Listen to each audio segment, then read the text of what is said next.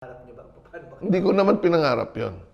Simple lang ang aking parang motto sa buhay.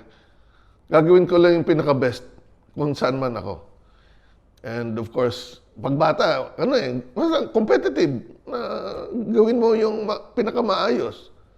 Yun naman ako, ganun talaga ako nun.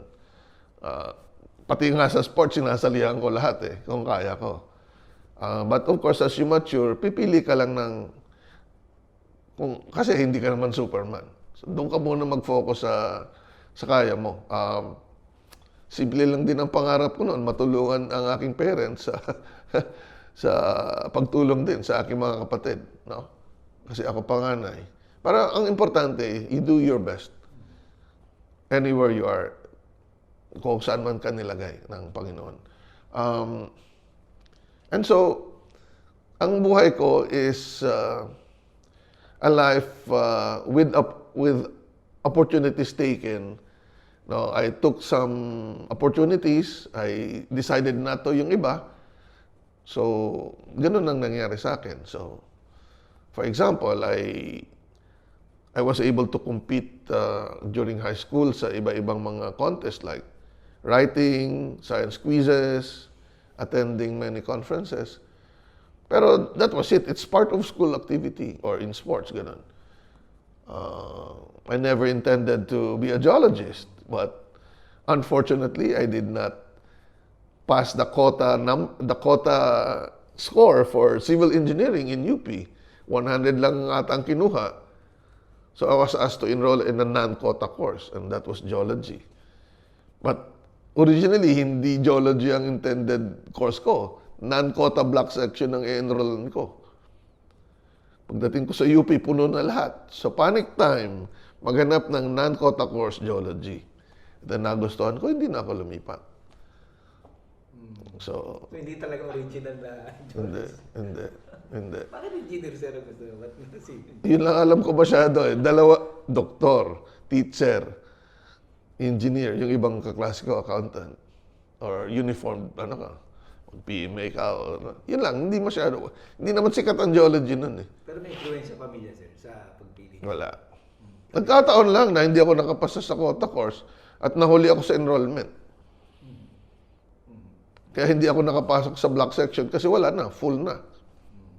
Then I decided not to change kasi nagustuhan ko na. And then I didn't want to work within government. Kasi gusto ko sana sa private para matulungan yung family ko. Nagkataon na yung isang subject namin nung third year, napakahirap na makakuha ng grade kasi we have to map out a 25 by 25 square kilometers area ng Sierra Madre. So divided by the number of students, yung aming trabaho. So yung aming mga work as a group, 2 students per group, ikakabit namin yung iba-ibang resulta at gumawa kami ng isang mapa. Under kay Dr. Punong Bayan yon, which happened to be the director of FIVOX. Inatapos namin mahigit isang taon, mabuo yung mapa, then makagawa ng report.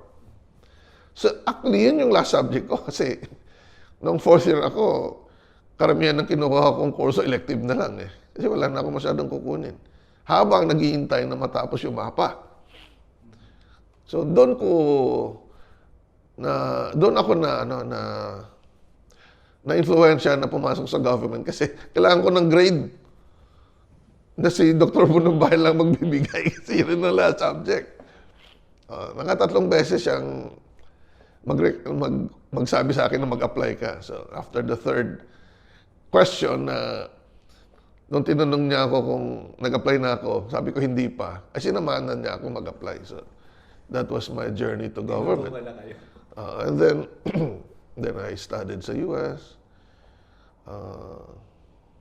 So I plan to retire at FIVOX. Kaya lang, request ako ni Dr. Punong Bayan na lumipat dito. Actually, before that, nire-recruit na rin ako lumipat sa Bikutan, but I did not. No. Pero hindi na ako makatanggi kay Secretary de la Peña.